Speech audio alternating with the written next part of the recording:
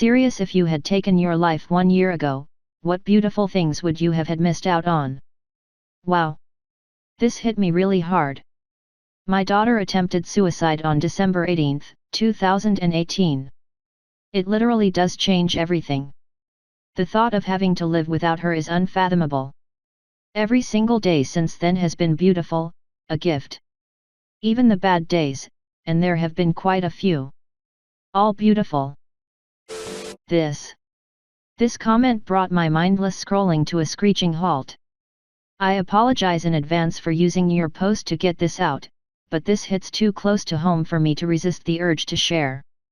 December 18, 2018, was my 22nd birthday. I planned to take my life that day. Not entirely sure why I chose that day, but after a few failed attempts over the years, I firmly believe that I would have been successful. I woke up that morning feeling off. Called out of work, stayed in bed. Something in me told me to take a pregnancy test. I to this day cannot understand how or why my brain came up with that. But I did it. I am now, almost a full year later, typing this comment while laying in bed with my baby and the love of my life. It gives me full body chills to think about. I avoid revisiting the mental space that day resides in 99% of the time. I would have missed building a life that only existed in my most far-fetched dreams. We bought our dream house. My so took an amazing job opportunity that basically fell from the sky. I'm so beyond lucky to be staying home and raising the most magical little human I've ever met. I found purpose. I found peace. I've felt true love and happiness that I never believed existed. My son saved my life. I never believed recovery stories or it gets better statements until mine became one. I'm so beyond thrilled that your daughter is still here. You sound like a wonderful parent, and I wish you both the best. Again, apologies for the vent post. It's blowing my mind to know that somewhere out there in the world, someone was going through the same dark place that I was. And that they're also still with us today. Give her a hug for me, if that's her sorta thing, and let her know that a random internet stranger is cheering for her. Edit to add, thank you for silver, kind stranger. Not a huge Reddit user, so I kinda just fired this comment off into the void to get it off my chest. I didn't expect it to hit home for so many people. 3.5 months ago, I loaded some camping gear onto the back of my bicycle and left my home in Wisconsin with the vague goal of getting to Seattle and heading down the Pacific coast. 104 days and 4,000 miles later, I have seen some absolutely beautiful parts of the country. I've learned a ton about myself and grown as a person, and most importantly, I have seen time and time again the overwhelming kindness of the world we live in. I don't know what it is about it, but for some reason, traveling by bicycle just brings out the absolute best in everyone I meet. From the unending generosity of the people who have opened their homes to me, providing my a shower and bed, food, and their wonderful company over dinner, to the drivers who saw me stopped on the side of the desolate Wyoming roads and pulled up to offer an extra water bottle when I was a million miles from a gas station's soda dispenser, everybody wants to be a positive part of my story. In this day and age, we seem to focus way too much on the hate in the world. But thankfully, the hateful among us are nothing more than a vocal minority.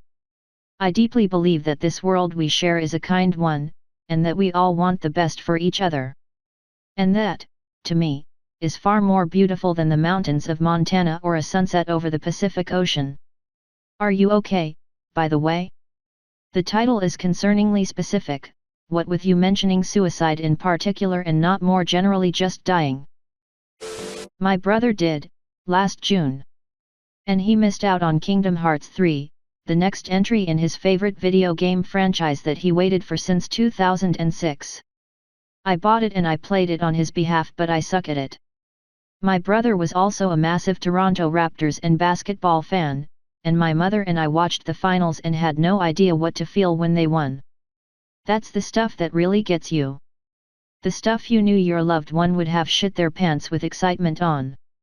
My advice for anyone going through depression: you can always die later. You are going to die someday, the world will make sure of it, so you don't need to take on the anxiety and burden of ending your own life. But you can only live right now. So, why not stick around for a few decides and see what happens? Procrastinating death is the best use of the skill, honestly. Nobody can tell you procrastination is a negative quality if it's what keeps you alive. It gives me comfort to know that I don't have to be here or do this forever.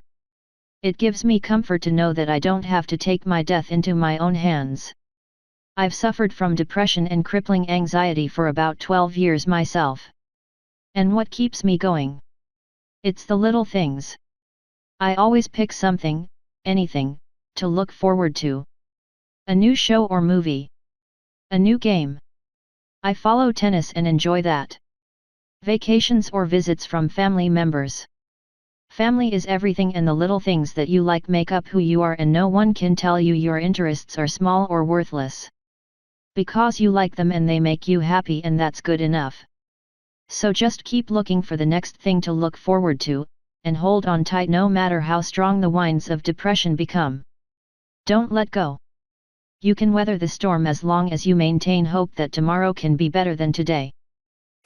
I know exactly what you mean. My brother, 17, passed the year before, 2017. There's so much stupid shit that I want to share with him. Like the second season of One Punch Man. But also big things like my wedding. I keep watching the things he would love to keep him as an active part of my life. My heart goes out to you. It doesn't matter if you suck at the game, it's the journey that matters. Black Heart. Edit. Thank you for the rewards, kind strangers.